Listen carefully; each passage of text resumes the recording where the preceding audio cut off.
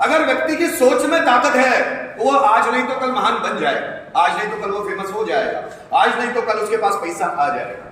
और अगर व्यक्ति की सोच में दम नहीं है तो वो कितना भी कुछ पढ़ ले वो आगे नहीं बढ़ेगा। आप देखना जितनी भी फील्ड्स में सिलेक्शन के लिए इंटरव्यू प्रोसेस में होता है, मतलब इंटरव्यू लिया जाता है, तो इंटरव्यू में इन कैंडिडेट को सिलेक्ट किया जाता है जिनकी सोच आम लोगों से डिफरेंट होती है, यूनिक होती है। अगर उनकी सोच डिफरेंट नहीं होगी तो उनका सिलेक्शन नहीं होता। सबको ऐसे लोग चाहिए जो सोच में सबसे अलग हो। इन दुनिया को बदलने का काम किसने किया है? उन लोगों ने जिनकी सोच अलग थी। महात्मा गांधी क्यों लोगों के बीच चहेते बन गए? क्योंकि उनकी सोच अलग थी। भगत सिंह को लोगों ने इतना ज्यादा से ज्यादा क्यों सराहा? क्योंकि उनकी सोच अलग थी। राइटर्स तो बहुत सारे थे, नेपोलियन हिल इतने फेमस क्यों हो गए? जोसेफ मर्फी इतने फेमस क्यों हो गए? अमीश त्रिपाठी इतने फेमस क्यों हो गए? दीप त्रिवेदी इतने फेमस क्यों हो गए? क्योंकि उनकी सोच एक आम व्यक्ति से अलग थी। स्पिरिचुअल गुरुज तो बहुत सारे थे, लेकिन स्वामी विवेकानंद, रजनीश ओशो इतने फेमस क्यों हो गए? वो लोगों के इतने चहेते क्यों बन गए? क्योंकि उनकी सोच सबसे ज्यादा पावरफुल थी। इस दुनिया में वही लोग सबसे ज्यादा आगे निकल जाते हैं, वही लोगों के दिमाग पे छाप छोड़ देते हैं जिनकी सोच सबसे अलग होती है। मैं सोच वर्ड को इतना एम्फसाइज क्यों कर रहा हूं, ध्यान देना, क्योंकि ये सोच ही है जो आपको आम लोगों से खास लोगों में बदलने की ताकत रखती है। अगर आप कितनी भी डिग्रीज हासिल कर ले लेकिन आपकी सोच में दम नहीं है तो आप लोगों के ऊपर अपना इंप्रेशन कभी नहीं डाल पाएंगे। मैंने ऐसे बहुत सारे ऑफिसर्स को देखा है, वो ऑफिसर तो है लेकिन उनका किसी व्यक्ति पर कोई प्रभाव नहीं पड़ता। मैंने ऐसे बहुत अधिकारियों को यहां पर भी देखा हुआ है, वो अधिकारी तो है लेकिन अपनी बातों का, जब वो बातों का भंडार खोलना शुरू कर देते तो उनकी बातें सुनने में मुझे कोई इंटरेस्ट आता नहीं है। ऑफिसर बनने से कोई बड़ा व्यक्ति नहीं बन जाता, बड़ा व्यक्ति बनता है कोई भी व्यक्ति उसकी सोच से। हम उसको फॉलो करते हैं जिसके पास कार, बंगला या कोई पोस्ट होती है, ऐसा नहीं, जिसके पास सोच होती है, भले ही वो छोटा व्यक्ति। भगत सिंह के पास ऐसा कुछ भी नहीं था पर लोगों ने फॉलो किया है। गांधी जी के पास ऐसा कुछ भी नहीं था पर लोगों ने फॉलो किया है। स्वामी विवेकानंद के पास कोई कार, कोई बंगला, कोई नेम फेम कुछ नहीं था पर लोगों ने फॉलो किया है, क्योंकि सोच पर पूरी दुनिया, पूरी जिंदगी डिपेंड करती है व्यक्ति की। और सोच ही व्यक्ति को आगे ले जाएगी या लाइफ में पीछे ले जाएगी। ये सब विचार है, ये सब सोच है किसी व्यक्ति के, उनके पर्सनल एक्सपीरियंस, उनके जिंदगी के एक्सपीरियंस, जो हमको पढ़कर हमको मोटिवेट करते हैं, अंदर से इंस्पायर करते हैं कुछ कर गुजरने के लिए। हम जब स्कूल जाते हैं, जब हम कॉलेजेस जाते हैं, कहीं ट्यूशन जाते हैं, तो घर पर हमारे माँ बाप और स्कूल या कॉलेजेस में टीचर या प्रोफेसर्स वो हमारी सोच को बनाने का काम करते हैं। और ज्यादातर माँ बाप या टीचर्स या प्रोफेसर बच्चों को बोलते हैं बेटा खूब मेहनत कर, खूब पढ़ाई कर, ताकि फ्यूचर में जाके अच्छी नौकरी मिल सके। मतलब वो हमारी सोच को गुलामी की जंजीरों में बांधना चाहते हैं, हमारी सोच को छोटा बनाना चाहते हैं। बेटा बहुत पढ़ाई कर, बहुत मेहनत कर, ताकि कहीं जाकर नौकरी कर सके, नौकर बन सके। वो नौकर बनने के लिए एम्फसाइज करते हैं। मैंने बहुत कम पेरेंट्स को देखा, बहुत कम टीचर्स को देखा, बहुत कम प्रोफेसर्स को सुना जो बात करते हैं कि नौकरी नहीं करना है, शहंशाह बनना है, बादशाह बनना है, अपनी जिंदगी का राजा बनना है, हमको कहीं जाकर नौकर जैसा काम नहीं करना है। नौकर जैसा काम मैक्सिमम लोग इसलिए कर रहे हैं क्योंकि बचपन से उनकी सोच में यह ठसाया गया है कि तुम्हें नौकर बनना है। याद रखना मेरी बात, इस दुनिया में आप हर एक चीज को प्राप्त करने के लिए हकदार हो, लेकिन इस दुनिया में उस हर एक चीज को हासिल करने के लिए हमको अपनी क्वालिटी साबित करना पड़ती है। हवाई जहाज किसी इंसान ने बनाया, किसी इंसान के लिए बनाया। बड़े बड़े 5 स्टार्स होटल किसी इंसान ने बनाए, किसी इंसान के लिए बनाए। महंगे महंगे गाड़ियां, बंगले, महंगे महंगे गैजेट्स, इलेक्ट्रॉनिक डिवाइसेस सब इंसानों के लिए बनाई है किसी इंसान ने। लेकिन उन चीजों तक पहुंचने के लिए हमको हमारी पात्रता सिद्ध करनी पड़ती है। पात्रता कि मैं एरोप्लेन में बैठूंगा या नहीं बैठूंगा, मैं बड़ा सा बंगला हासिल करूंगा या नहीं करूंगा, मैं बड़े बड़े मोबाइल यूज करूंगा या नहीं करूंगा, मैं कार में घूमूंगा या नहीं घूमूंगा, ये मेरी पात्रता सिद्ध करेगी। कोई फ्री में आपको लाकर नहीं देगा। आपकी पात्रता बनानी पड़ेगी उन चीजों तक पहुंचने के लिए कि हाँ, मैं भी पैदा हुआ हूं कार में घूमने के लिए, मैं भी पैदा हुआ हूं बड़े बड़े बंगले में रहने के लिए, मैं भी पैदा हुआ हूं लाख लाख, 2-2 लाख, 10-10 लाख की घड़ियां और मोबाइल चलाने के लिए। हर एक चीज हमारे लिए ही बनाई है संसार में, लेकिन उन चीजों तक पहुंचने के लिए हमको अपनी पात्रता सिद्ध करनी पड़ती है। जो भी व्यक्ति अपनी सोच से पात्रता सिद्ध करेगा वो आगे बढ़ेगा, उसकी लाइफ में वो सब कुछ हासिल करेगा जो वो करना चाहता है।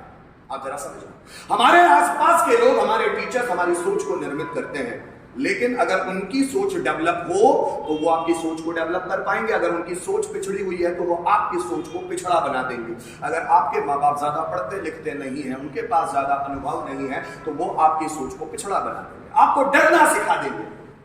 लेकिन हमें डरना नहीं चाहिए, हमें लड़ना चाहिए। और लड़ना वही सिखा सकता है जो विद्रोही होता है।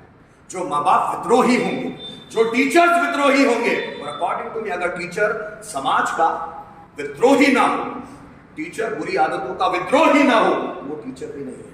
एक टीचर को हमेशा विद्रोही होना चाहिए, उसको हमेशा रिबेल रखना चाहिए कि वो बच्चों में विद्रोह की आग लगा दे कि कहीं गलत उसको सहन ना होता। अगर वो विद्रोही नहीं तो वो शिक्षक भी नहीं। आप जरा सोचो, कुछ एग्जाम्पल देकर मैं आपको सोच के बारे में बताऊंगा। आपने बहुत सारे, अगर बाई चांस ना देखे हो तो आप देखिएगा, यूट्यूब पर जरूर देखिएगा। ऐसे बहुत सारे फॉर्म्स आते हैं जहां पर गाय भैंसों को रखा जाता है। डेयरी, दूध डेयरी, बड़े बड़े फॉर्म्स होते हैं किसानों को, जिसमें गाय घोड़ों को पालने का काम किया जाता है, उसमें भैंसें भी पाली जाती हैं। एक छोटा सा भैंस का बच्चा पैदा होता है, चलने लगता है, तो उस डेयरी फार्म का किसान उस भैंस के बच्चे को लकड़ी के खूंटे से बांधता है और लकड़ी के खूंटे से रस्सी लगाकर उस भैंस के बच्चे को बांध देता है, और उसके सामने एक भूसे का कटोरा रख दिया जाता है कि चल खा इसे। वो भैंस का बच्चा बहुत ताकतवर होता है, लेकिन बचपन से वो किसान उस भैंस के बच्चे को रस्सी से खूंटे से बांध देता है और उसके सामने चारे का कटोरा रख देता है कि इसको खा। सालों खाते खाते वो भैंस का बच्चा इन चीजों का आदी हो जाता है, बंधे रहने का और भूसा खाने का। अब चूंकि वो जो किसान है उसने वो रस्सी भैंस के गले पे नहीं बांधी है, उसके मन में बांधी है कि तुझे रस्सी से बंधे रहना है और तुझे सिर्फ ये भूसा खाना है। सालों गुजर जाते हैं, वो भैंस का बच्चा बड़ा एक हेले में तब्दील हो गया है, एक बड़ा भैंसा बन गया है। अब वो चाहे तो ऐसी दसियों रस्सियों को तोड़ सकता है, लेकिन आज भी वो बाहर से आता है चर भर के, उसको रस्सी से बांधा जाता है और आज भी उसके सामने भूसे का कटोरा रखा जाता है, वो भूसा खाता है। वो भैंसा बहुत ताकतवर बन गया है, लेकिन चूंकि उसके मन पे रस्सी बंध गई है कि मुझे रस्सी से बंधना है और भूसा खाना है, इसलिए वो भैंसा कभी उस रस्सी को तोड़ने की कोशिश भी नहीं करता। लेकिन अगर वही किसान किसी जंगली भैंसे को रस्सी से बांधने की कोशिश करेगा तो वो जंगली भैंसा किसान को रोंद देगा। पता है क्यों? क्योंकि वो जंगली भैंसा आजाद रहने के लिए पैदा हुआ है, गुलाम रहने के लिए हम भी पैदा नहीं हुए हैं। लेकिन आसपास का समाज, हमारे माँ बाप और हमारे टीचर्स हमारे मन में खूंटे से बांधी हुई रस्सी को बांध देते हैं कि बस इतना ही, इससे आगे सोचना नहीं है। जब भी हम घर में कोई बड़ी बात करते हैं कि पापा मुझे ये करना है, मम्मी मुझे ये करना है, या समाज के लोगों के सामने बात करेंगे कि मुझे कुछ बड़ा हासिल करना है, तो आसपास के लोग हम पर हंसना शुरू कर देते हैं। वो हम पे हंसना शुरू कर देते हैं। पता है क्यों? क्योंकि आसपास के सभी लोग वही कर रहे हैं, तो वो चाहते हैं कि हम भी वही करें जो आसपास के लोग कर रहे हैं। हम भी उस भैंस के बच्चे बने रहें, वो जंगली भैंसा ना बने। वो भैंस का बच्चा जिसके मन में रस्सी बंध गई है कि अब उसे खूंटे से बंधे रहना है और भूसा खाना है। हम चाहे तो इतने ताकतवर भैंसे में तब्दील हो सकते हैं कि हमको रोकने की ताकत एक टाइगर, एक शेर भी ना कर सके। इतना हो सकता है। जैसे एक बार एक बाज ऊपर से उड़ता हुआ जा रहा था और अचानक उसने अंडा दिया और अंडा कौवे के घोंसले में गिरा। कौवी वहां बैठी हुई थी, उसके अंडे थे, उसके अंडे में बाज का अंडा कर गिरा। कौवी ने उन सभी अंडों को सेया, उनको गर्मी दी। कुछ दिनों बाद उन अंडों में से बच्चे निकले। सभी बच्चे कौवी के थे तो कौवे निकले, और एक बाज का अंडा था तो उसमें से बाज निकला। अभी सभी कौवे के बच्चे उड़ना सीख रहे थे। और वो बाज का बच्चा भी उड़ना सीख रहा है। अब बाज आसमानों के ऊपर तैरता है, उसकी आदत है, वो धीरे ऊपर मतलब थोड़ी थोड़ी ऊंचाइयों पर नहीं तैरता, वो उड़ता है, वो आसमानों में उड़ता है, तैरता है बिल्कुल। उसका उड़ना देखो। जब भी वो बाज का बच्चा ऊपर उड़ने लगा तो कोवी को तो पता था कि ये मेरा ही बच्चा है, मतलब उसको ये लगता था कि मेरा ही बच्चा है, जैसे दूसरे कौवे मेरे बच्चे हैं, जैसे माँ को किसी में भेदभाव नजर नहीं आता, इसलिए उस कोवी को भी उसमें भेदभाव नजर नहीं आया कि ये भी मेरा ही बच्चा है। लेकिन बाज का बच्चा जब भी ऊंची उड़ान भरने की कोशिश करे, कोवी बोलती थी नहीं बेटा हम कौवे हैं, हम ज्यादा ऊंचा नहीं उड़ते, नहीं बेटा हमारे समाज में ये काम किसी ने नहीं किया, नहीं बेटा हमारी जाति में कोई बिजनेस नहीं करता, नहीं बेटा हमारे पूरे खानदान में ऐसा काम कोई नहीं करता, और हमको रोक लिया जाता है और हमको लगता है हम कौवे के ही बच्चे हैं। रियल में हम सभी बाज के बच्चे हैं जो ऊंचा उड़ने के लिए पैदा हुए हैं, लेकिन आसपास के कौवे हमारी सोच को संकुचित करके नीचे लाते हैं। आप समझ रहे हो मेरी बात? ये सिर्फ जिंदगी है मेरे बच्चों, जिंदगी। जैसे आप सबके अंदर एक श्री हनुमान छुपे हुए, बजरंगबली हनुमान छुपे हुए आपके अंदर। जैसे जब हनुमान जी बहुत छोटे थे तो वो इतने ज्यादा ताकतवर थे कि सूर्य को खाने पहुंच गए। 6 महीने कहते हैं उन्होंने, आधा 6 महीने उन्होंने सूर्य को अपने मुंह में रखा। इतने ताकतवर कि कोई भी ऋषि मुनि तपस्या करते थे तो हनुमान जी ऋषि मुनियों को अपने हाथ में उठा देते और किसी पेड़ पर रख के आ जाते थे, या ऋषि मुनियों को उठा के नदी में फेंक देते थे। तो ऋषि मुनि बड़े क्रोधित होते थे, उनका कमंडल वगैरह सब फेंक देते थे, उनकी चरण पादुकाएं वगैरह नदी में फेंकते, बहुत परेशान करते थे। सभी ऋषि मुनि बहुत परेशान थे हनुमान जी से बचकर। हनुमान जी में पावर इतना ज्यादा था, जब वो छोटे थे 5-7 साल। एक बार सूर्य को खाने पहुंच गए तो इंद्र ने अपना अस्त्र फेंक कर मारा, अस्त्र अपना हथियार वज्र। जैसे वज्र हनुमान जी को यहाँ लगा, हनुमान जी का नाम पहले मारुति था, मारुति हवा का दूसरा नाम मारुति। जैसे उनको यहाँ लगा, इस चीज को संस्कृत में बोलते हैं हनु, यहां पर लगा तो उनका ये मुंह सूज गया, इसलिए उनको हनुमान बोला गया। हनुमान, जिसकी हनु सूज गई और हनु से जिसका मुंह अजीब नजर आता है उसको हनुमान बोला गया। तो वो नीचे गिरे तो पवन देव ने कैच किया, और पवन पुत्र हनुमान बोलते हैं। पवन देव का दिमाग खराब हो गया कि मेरे बेटे को किसने हथियार से मारा। उन्होंने एक गुफा में गए और पूरी हवा रोक दी, पवन देव पूरी हवा रोक दी। अब कोई संसार में जिंदा नहीं रहेगा। किसने हिम्मत की मेरे बेटे को मारने की? पूरे देवता घबरा के नीचे आ गए। सब लोग रिक्वेस्ट करने लगे, पवन देव हवा को मुक्त कीजिए, नहीं तो सभी लोग मर जाएंगे। लेकिन जो सिद्ध ऋषि थी वो तो बच गए, सभी जानवर इंसान मरने लग गए। तो सभी देवता उस गुफा में पहुंच गए पवन देव से रिक्वेस्ट करने के लिए। तो पवन देव को बहुत कुपित थे, बहुत गुस्सा थे। सभी उन्हें बोला कि आपने हवा को क्यों रोक दिया? बोले मेरे बेटे को मारने का दुस्साहस किसने किया? इंद्र वहां पर आ गए, प्रभु मैंने ये गलती की, तो आपने क्यों मारा? तो बोले ये सूर्य को खाने जा रहा था, अगर सूर्य को खाएगा तो जो हमारा नेचर है उसका इकोसिस्टम बदल जाएगा, हमारा जो नेचर है उसका जो जैसा भी संतुलन है वो बिगड़ जाएगा, इसीलिए मैंने। तो फिर सभी लोगों ने उनको कन्विंस किया, सभी देवताओं ने उनको कन्विंस किया। उसके बाद सभी देवताओं ने उनको आशीर्वाद भी दिया, लेकिन सभी ऋषि मुनियों ने भी रिक्वेस्ट की, किसके पास पावर्स इतना ज्यादा है कि उसको पता नहीं है कि इस्तेमाल कैसे करना है। अगर ये इतना छोटा बच्चा और इतना ताकतवर रहेगा तो ये गलत रास्ते पर जा सकता है। जैसे हमारे घर में बच्चों को बहुत एनर्जी होती है, तो हम सिर्फ हमारा काम उनको बचाना कि वो गलत रास्ते पे नहीं गए, लेकिन वो सब हनुमान है, बहुत ताकतवर होते हैं सबके सब। तो बोले इतना बच्चा, उसमें इतनी ताकत रहेगी, ये तो कुछ भी गलत कर सकता है। तो फिर शिव जी ने बोला ठीक है, जब तक ये बड़ा नहीं हो जाता तब तक इसकी जो शक्तियां है इसको हम भुला देते हैं। जब ये बड़ा होगा और आगे जब ये काम करेगा, इसकी शक्ति का कोई इसको एहसास दिलाएगा तो उसको उसकी शक्तियां वापस आ जाएगी। तो हनुमान जी छोटे से लेकर बड़े होकर बिना शक्तियों के जीते हैं, ज्ञान अर्जित करते हैं, अपने आप को बेहतरीन बनाते हैं, तैयार करते हैं, योद्धा बनाते हैं, पर उनको अपनी शक्तियों का ज्ञान नहीं होता। लेकिन जब सीता माता की खोज में पूरे वानर जाते हैं दक्षिण में, तब वहां पर जामुन जी को लगता है कि भैया इसके बाद तो समुद्र है, अब करे क्या?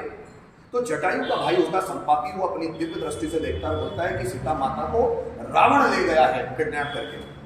तो बोले अब उस पार जाना पड़ेगा, पूर्णतः समुद्र को पार 100 योजन दूर जाना पड़ेगा, तब सीता माता का कुछ पता लग पाएगा। तो अब जामुन जी सोचते हैं किसको बोलूं वहां तक जाने का, जो उड़ के वहां तक जा सके, एक छलांग लगाए वहां पहुंच जाए। तो सब अपने अपने बारे में गवाक्ष अंगद सबसे पूछते हैं जामवंत जी, पर वो सब बोलते हैं कि यहाँ से जा तो सकता हूँ पर आ नहीं सकता। कुछ बोलते हैं कि मैं 10 ही योजन जा सकता हूँ, कुछ बोलते हैं मैं 50 योजन जा सकता हूँ। और हनुमान जी एक ऊंचे पहाड़ पर तपस्या है, राम राम। जामवंत जी उनको देखते हैं, वो अपनी शक्तियों का बखान नहीं करते। जामवंत जी उनको बुलाते हैं, जाओ हनुमान को बुलाकर लेके आओ। वानर उनको हनुमान को बुलाकर लाते हैं कि हनुमान सीता माता की खोज के लिए वहां जाना। तो हनुमान जी बोलते हैं मैं कैसे कर पाऊंगा, ये मेरे बस की तो बात ही नहीं, मैं कैसे करूंगा, 100 योजन जाना मैं कैसे कर पाऊंगा। तो जामवंत जी उनको अपनी शक्तियों पर रियलाइजेशन करवाते थे कि तुम कैसे थे, तुम जानते हो कि तुम क्या हो, कि तुम में कितनी शक्तियां मौजूद है, इस पूरे ब्रह्मांड को हिला के रख सकते हो तुम वो हनुमान। तो जब उनकी शक्तियों का रियलाइजेशन करवाते हैं तो फिर हनुमान तैयार होते हैं और वो हनुमान एक जंप लगाते हैं सीधे और निकलते हैं सीता माता की खोज में। सेम वही हनुमान हम सबके अंदर बैठा हुआ है, जिसको अपनी शक्तियों का अंदाजा नहीं, वो कितना पावरफुल है वो जानते ही नहीं। कहते हैं मन हमारी शक्तियों का स्रोत है, शक्तियों का स्रोत। बहुत सारे लोग अपने मन को जागृत करके ऐसी ऐसी शक्तियां पा लेते हैं जो एक आम इंसान के लिए इम्पॉसिबल है। एक व्यक्ति अपने मन को जागृत करके एक शेर भी आ जाए सामने तो उसको कंट्रोल कर लेता है सिर्फ अपनी शक्तियों को बेच पे, कि वो सिर्फ देखेगा और शेर वहीं की वहीं खड़ा रहेगा, शेर उसके आगे भी नहीं आएगा। उसने अपने मन से ही पाई है उन शक्तियों कि किसी भी जानवर को वो कंट्रोल कर सकता है। मन में वो शक्तियां मौजूद है, लेकिन हम वहां तक पहुंच ही नहीं पाते। क्यों? क्योंकि हम अंदर कभी झांकते ही नहीं, हमारी सोच वहां तक पहुंच ही नहीं पाती। आप समझ रहे हैं मित्र? वही व्यक्ति सबसे ज्यादा ताकतवर होता है जो खुद को जानने में सबसे ज्यादा समय लगाता है। खुद को कि मैं हनुमान हूं, एक नॉर्मल इंसान। जिसने खुद को जाना वो ईश्वर बन सकता है। अगर हम भी खुद को जानने की यात्रा में निकले, हो सकता है इनमें से ही कुछ लोग आगे झंडे गा बड़ी जगह पर पहुंच जाए जो किसी ने सोचा भी ना। हम सोचते नहीं है, बस यही हमारी गलतफहमी। जब हमको थॉट पढ़ाए जाते हैं तो हमको लगता है फालतू चीज है। नहीं भाई, ये जितने भी लोग हैं ना, सब अपने अपने फील्ड के बादशाह हैं। ये जितने भी लोग हैं जिनके हम थॉट्स पढ़ते हैं, ये थॉट्स हमको जिंदगी जीने के लिए प्रेरित करते हैं। अगर हम इनके नक्शे कदम पर, मैं नहीं बोलूंगा किसी के नक्शे कदम पर चले, अपने आप का डेवलप्ड वर्जन बने, किसी की कॉपी नहीं करना है, लेकिन थॉट्स जरूर पढ़ना है। जैसे हनुमान जी ने भी 3 वेदों को पढ़ा है, ऋग्वेद, यजुर्वेद और सामवेद को पढ़ा है उन्होंने। रावण ने भी पढ़ा था, नॉलेजेबल होने के बाद भी इनको पढ़ा है। कृष्ण ने भी जब संदीपनी मुनि के आश्रम में थे तो उपनिषदों को पढ़ा हुआ है। हमें पढ़ना होता है ताकि जानकारी हो, और जानकारी हमको सही गलत, अच्छा बुरा, पाप पुण्य, धर्म अधर्म, इन सब के बारे में जानकारी दे। पढ़ना चाहिए, लेकिन किसी के जैसा नहीं बनना है। जैसे वो कौवे की माँ, वो जैसे वो गोवी सिखाती है बाज को कि हम सब कौवे हैं, हम सब नहीं, सब अलग अलग हैं। कोई लाइफ में 10,000 कमाएगा, कोई 1 लाख कमाएगा, कोई 1 करोड़ भी कमा सकता है। यहां इंसान है, और ओशो कहते हैं कि इंसान में अनंत संभावना है, अनंत, इनफाइनाइट पॉसिबिलिटी है। इतनी चीजें कर सकता है वो कि जिसकी हद ही नहीं। लेकिन व्यक्ति एक काम भी ढंग से नहीं, अनंत संभावना है व्यक्ति के आगे बढ़ने की, अनंत। वो किसी भी फील्ड में जाए उस फील्ड का बादशाह बन सकता है, अनंत संभावना। लेकिन हम एक संभावना भी खुद में ढूंढ नहीं पाते। क्यों? हमारी सोच ही विकसित नहीं। आपकी सोच ही आपको बनाएगी, आपकी सोच ही आपकी जिंदगी को नर्क बनाएगी। ये आपकी सोच पर डिपेंड करेगा। जिन व्यक्ति का एटीट्यूड लाइफ की तरफ पॉजिटिव हो जाएगा, वो हर चीज में अच्छा ढूंढेंगे, हर चीज में अपने लिए संभावना ढूंढेंगे, हर चीज में अपने लिए कुछ अचीव करने की संभावना ढूंढेंगे, वो लोग आगे चलेंगे। और जो हर एक चीज में नेगेटिव देख रहे हैं, सिचुएशन में नेगेटिव देख रहे हैं, एनवायरनमेंट में नेगेटिव देख रहे हैं, लोगों में नेगेटिव देख रहे हैं, किताबों में नेगेटिव देख रहे हैं, थॉट्स में नेगेटिव देख रहे हैं, जो भी हर एक चीज में नेगेटिव देख रहे हैं, उनकी जो उनकी पूरी लाइफ है वो नेगेटिविटी की ओर बढ़ेगी। याद रखना, मेरी सोच आपको बनाएगी और सोच ही आपको खत्म करेगी। सोच जो आपकी, और सोच, जैसे जब आप the power of subconscious mind Joseph Murphy को पढ़ेंगे तो जोसेफ मर्फी बोलते हैं आपका सबकॉन्शियस माइंड आपके लिए काम करता है। कब? जब आपकी सोच सुपरफिशियली ना हो, जब आपके विचार, ऐसा नहीं कि मैंने जॉर्ज बर्नार्ड शॉ का कोई विचार पढ़ लिया उसको ऊपर ऊपर दोहरा रहा हूं और मेरी वो सोच बन गई। जब इन सोच को, इन विचारों को मैं अंदर तक जीने लग जाऊं तो वो मेरी सोच बन जाती है। ऐसा नहीं ऊपर से किसी थॉट को पढ़ लिया और हम उसको दोहरा रहे हैं तो हमारी सोच बन जाएगी, बिल्कुल नहीं। उन विचारों को मैं अंदर तक ले जाऊं, मेरी रग रग में वो थॉट बस जाए। स्वामी विवेकानंद कहते सिर्फ एक थॉट तुम्हारी पूरी जिंदगी बदल सकता है। अगर उस एक थॉट को अंदर तक ले गए, ज्यादातर वो थॉट्स को सिर्फ बुद्धि के स्तर पर ही सोचते हैं कि मुझे ये थॉट याद हो जाए और मैं लोगों को बता दूं कि देखो मुझे याद है। उससे कुछ भी नहीं होगा जब तक वो थॉट इंटरनली चला ना जाए, अंदर तक आपके रग रग में ना समा जाए।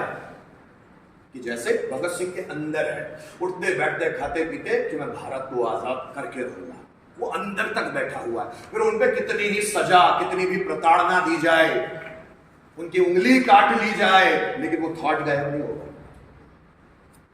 जो थॉट आपकी जिंदगी बन जाए वही थॉट आपकी जिंदगी बनाएगा। बनना पड़ेगा तो ही तो वो बनाएगा। अभी थॉट तो हम ऊपर पढ़ लेंगे, वो अंदर तक जा ही नहीं रहे। हम कभी उन थॉट्स को सोचते नहीं कि ऐसा क्यों लिखा हुआ, उसने क्यों लिखा है।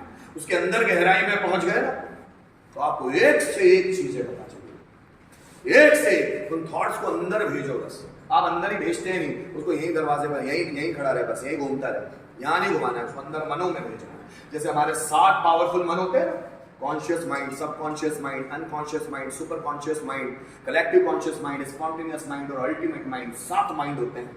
अगर ये सुपर कॉन्शियस माइंड से नीचे की यात्रा शुरू कर दी ना उन थॉट्स ने, वो थॉट्स आपको ऐसा बना देंगे कि हजारों लाखों लोग आपको फॉलो करेंगे। फिर भी आपको कोई फर्क नहीं पड़ेगा कि आपको कोई फॉलो करे या ना करे, क्योंकि जो व्यक्ति अंदर से मजबूत होता है उसको बाहरी दुनिया का कोई प्रभाव उसके ऊपर नहीं पड़ता।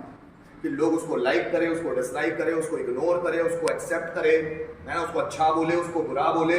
जो अंदर से पावरफुल होता है उनको कोई चीज इफेक्ट नहीं करती बाहर की। जो अंदर से ही कमजोर है उनको बाहर के लोगों के ओपिनियंस की जरूरत पड़ती कि सर आप बहुत अच्छा पढ़ाते हो, खुश हो गए, सर ये यार वो सर तो बहुत बोर करते हैं मनीष सर को, और मैं नाराज हो गया।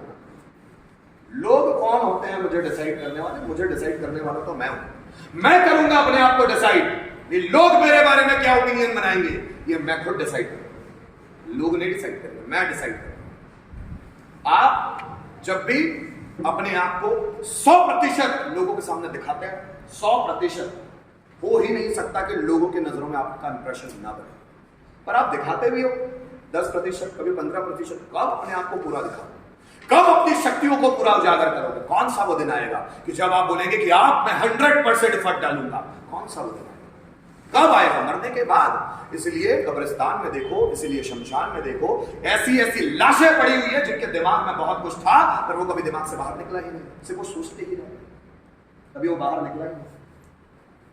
अनगिनत लोग पड़े, मौतें हो गई है उनकी, लेकिन जो उनके मन में था कभी किया ही नहीं। According to me what is success? Do you no?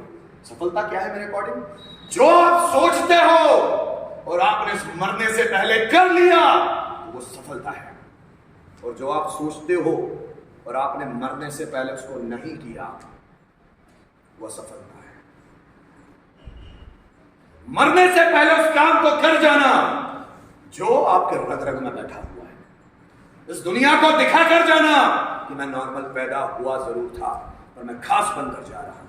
आपकी नजरों में, उसकी नजरों में तो हमेशा आम रहूं, लेकिन आपकी नजरों में मैं खास बन के जाऊं। इसलिए जिंदगी जब भी जियो लॉयल एटीट्यूड जैसे जियो। लॉयल का एटीट्यूड, जितना भी जीऊंगा लड़के जीऊंगा, डर के नहीं। आएगा तो आएगा, नहीं आएगा तो नहीं आएगा, और जिंदगी जीऊंगा लड़के, एक योद्धा की तरह, एक मुश्किल की तरह नहीं। यहां पर जितने भी लोग बैठे हुए हैं, मैं उन लोगों से बात कर रहा हूं, उन लोगों से जो अपने अंदर के विजेता को जगाना चाहते हैं, अपने अंदर के विनर को जगाना चाहते हैं। मैं उन लोगों से बात कर रहा हूं जो अपने अंदर के योद्धा को जगाना चाहता है। योद्धा तो मुझसे बेहतरीन इस दुनिया में ना कोई था, ना कोई है, ना कोई होगा, सिर्फ अपने लेवल पे। इट्स नॉट ईगो, अपने लेवल। अगर ऊपर वाले ने मुझे इंडिविजुअल पैदा किया है तो मैं ये साबित भी करके बताऊंगा कि मैं इंडिविजुअल हूं। और जिस दिन ये होगा, जब व्यक्ति बहुत अपनी संभावनाओं को अचीव कर लेता है, जो वो करना चाहता है, इतना हैप्पीनेस में होता है ना जिसकी हद नहीं। आप देखना, जब भी आप कोई काम करने का सोचते हो और आप नहीं कर पाते हो तो फ्रस्ट्रेशन आता है, और जब भी आप सोचते हो कि मुझे ये करना है और आप कर लेते हैं तो हैप्पीनेस आती है। आया ना? yes, आपने सोचा कि मुझे ये करना है और आप कर लिए, आपको मजा आ जाता है। यही चीज है। आपके जिंदगी में फ्रस्ट्रेशन इसलिए रहेगा कि आप अभी तो देखो, सोच क्या होती है, सोच का एक स्तर है। पहले तो व्यक्ति सोचता है और उस सोच को अगर अपने सपने में बदल दिया ना, सपने में कि मेरा सपना है और मरने से पहले मैं इसको करके ही जाऊंगा, कुछ भी करना पड़े, अपने आप को निछावर कर दूंगा अपने सपने के लिए। और वही जिस व्यक्ति को उठते बैठते खाते पीते सोते जागते सब अपना सपना दिखता है। इसलिए एपीजे अब्दुल कलाम कहते हैं ना कि सपने वो नहीं होते जो इंसान रात में सोते हुए देखता, सपने वो होते हैं जो इंसान को सोने नहीं देते। अगर अंदर एक सपना बन गया कि मुझे इस दुनिया में ये चेंज लाना है, मैं इस दुनिया के लिए परिवर्तन बनूंगा, अगर ये अंदर से आ गया तो ना आपको नींद आएगी ना भूख प्यास लगेगी। एक आम व्यक्ति की तरह जियोगे। एक खास व्यक्ति, दिखने में तो नाम व्यक्ति ही दिखेगा, दो पैर, मेरे जैसे ही कपड़े पहन रहा है, मेरे जैसा ही बोलता है, मेरे जैसा ही लगभग चेहरा है, लेकिन वो कुछ खास होगा।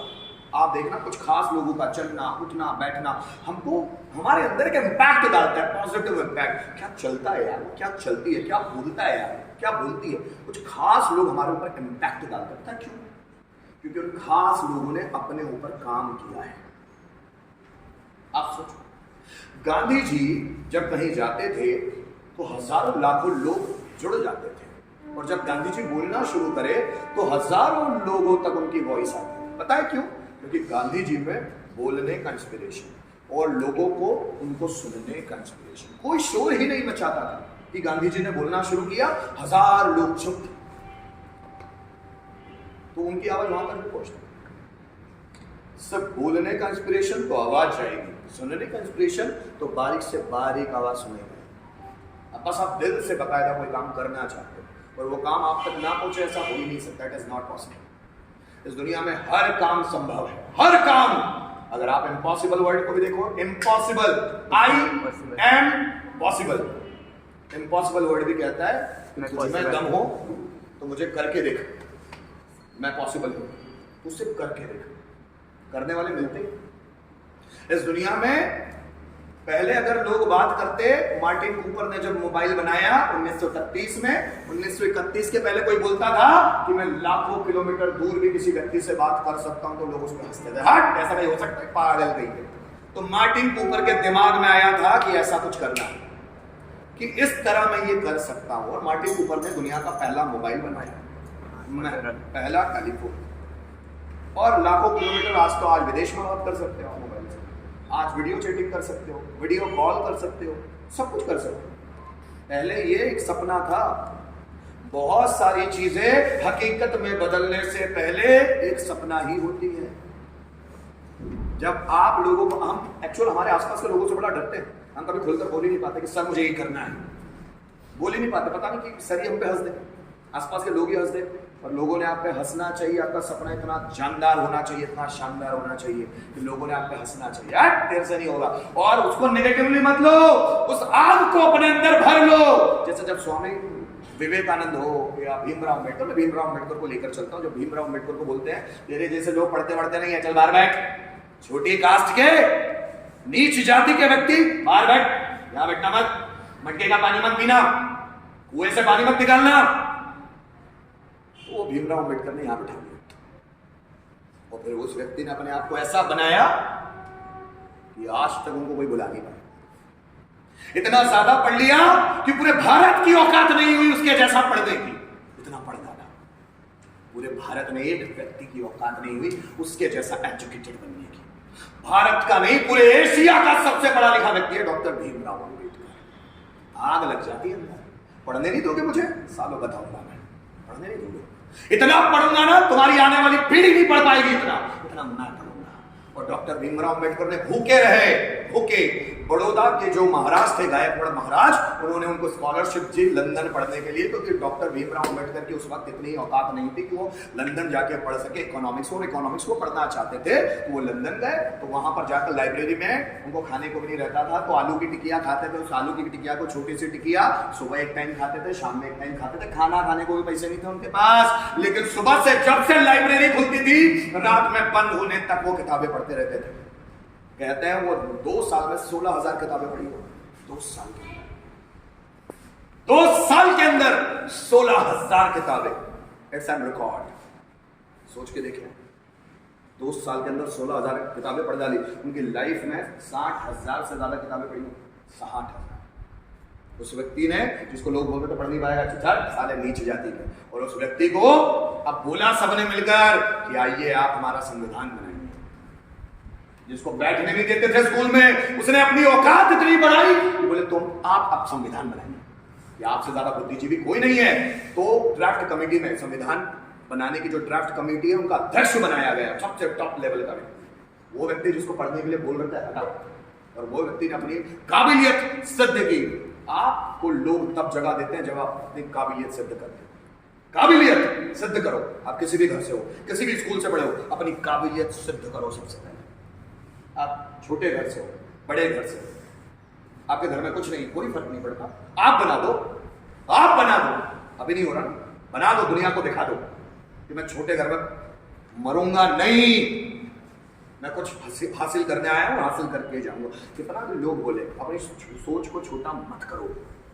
छोटा सोचना इस दुनिया का सबसे बड़ा पाप है, क्योंकि कोई भी यहां छोटा मरने के लिए नहीं आया है, लेकिन वो अपने आप को मान लेता है कि मैं कौवे का बच्चा हूं, मुझे नहीं चाहिए उड़ना है। बाज के बच्चे बनो, आसमान तक जाएंगे, आसमान तक। बात समझ में आ रही है?